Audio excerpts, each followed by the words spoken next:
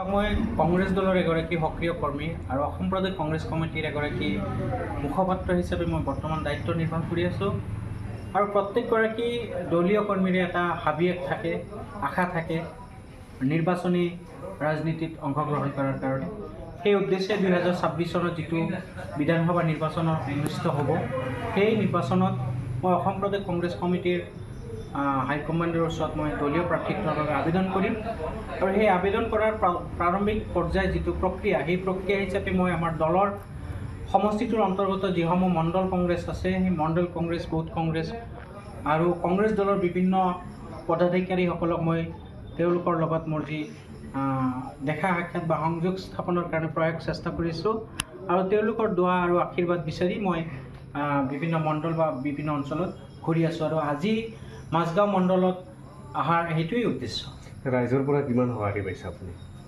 ৰাইজৰ পৰা মই ভালেই সঁহাৰি পাইছোঁ। ৰাইজে বিচাৰিছে যে দলৰ টিকেট যদি লৈ আহে আমি আপোনালোকৰ লগত বা আপোনাৰ লগত থাকিম।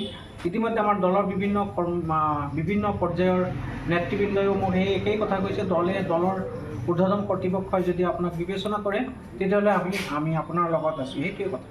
পাকাবাটবাৰী সমষ্টিত দেখা গৈছে যে নতুনকৈ পাকাবাটবাৰী সমষ্টি হৈছে, কিন্তু সমষ্টিত দুগৰাকী শক্তিশালী বিধায়ক আছে, এগৰাকী জাকিৰ হুছেইন চিকদাৰ, আনগৰাকী ৰহিম আহমেদ, কিন্তু এই দুয়োগৰাকীৰ মাজত আপোনাক টিকেট দিব নেকি? চাওক, মই প্ৰথমেই ক'লোঁ দলৰ বিভিন্ন কৰ্মকৰ্তা থাকে, প্ৰত্যেকৰে নিজৰ নিজৰ এটা ব্যক্তিগত হাবিয়াস থাকে আৰু ময়ো যিহেতু দলৰ এগৰাকী সক্ৰিয় কৰ্মী, দলক মই ছাৰ্ভিচ দি আছোঁ, মই দলৰ ঊৰ্ধ্বতন কৰ্তৃপক্ষৰ ওচৰত মোৰ আবেদন জনাম। তাতে আৰু বহুত আবেদনকাৰী থাকিব, দলে বিবেচনা কৰিব দলৰ ঊৰ্ধ্বতন কৰ্তৃপক্ষই বিভিন্ন প্ৰক্ৰিয়াৰ মাজেৰে বিভিন্ন কথা চিন্তা চৰ্চা কৰি দলৰ প্ৰাৰ্থী নিৰ্বাচন কৰিব। সেই ক্ষেত্ৰত দুগৰাকী বিধায়কৰ কথা ক'লে আপুনি, তেখেতসকলকো দলে চাব। তেখেতসকল দুটা সমষ্টিৰ বিধায়ক আৰু বৰ্তমান দুয়োগৰাকী বিধায়ক নতুনকৈ গঠিত পাকাবাটবাৰী সমষ্টিৰ অন্তৰ্গত ভোটাৰ, তেখেতসকলেও চাব, বিচাৰিব যে তেখেতসকলে এই সমষ্টিত প্ৰাৰ্থিত্ব বিচাৰিব আৰু তেখেতসকলৰ উপৰিও অন্যান্য প্ৰাৰ্থীও থাকিব পাৰে।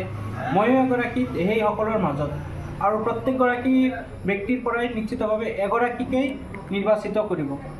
মই ভাবোঁ মোৰ কাম কাজে যদি দলৰ ঊৰ্ধ্বতন কৰ্তৃপক্ষ সন্তুষ্ট হয় বা দলৰ যিসকল ঊৰ্ধ্বতন কৰ্তৃপক্ষ থাকে তেখেতসকলে মোকো নিৰ্বাচিত কৰিব পাৰে। আপুনি কিমান আশাবাদী যে আপোনাক দলে টিকেট প্ৰদান কৰিব?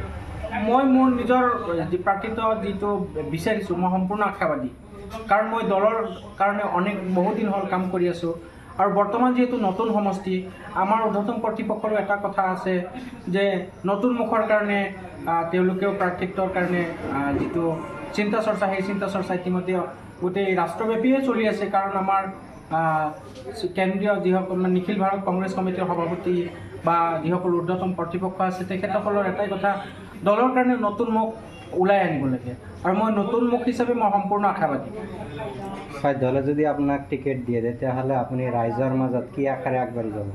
ৰাইজৰ মাজত যদি মোক দলে বিবেচনা কৰে, দলে যদি মোক নিৰ্বাচিত কৰে প্ৰাৰ্থী হিচাপে পাকাবাটবাৰী সমষ্টিৰ, মই ৰাইজৰ ওচৰত মোৰ নিজৰ যি এটা সপোন আছে, সেই সপোন জনসাধাৰণৰ মাজত প্ৰচাৰ কৰিম আৰু জনসাধাৰণে সেই মোৰ যি চিন্তা চৰ্চা সমষ্টিৰ কাৰণে বা জনসাধাৰণৰ কাৰণে, ভাৰতীয় জাতীয় কংগ্ৰেছ দল হ'লে ধৰ্মনিৰপেক্ষ ৰাজনৈতিক দল আৰু এই ধৰ্মনিৰপেক্ষ ৰাজনৈতিক দলৰ জৰিয়তে অসমৰ কাৰণে বা দেশৰ কাৰণে যদি মই সেৱা কৰিব পাৰোঁ, তেনেকুৱা মনোবৃত্তিৰে মই জনসাধাৰণৰ আগত মোৰ মতবাদ দাঙি ধৰিম। যিকোনো খবৰৰ বাবে যোগাযোগ কৰক 7099017330 লগতে 7099017110 নম্বৰত।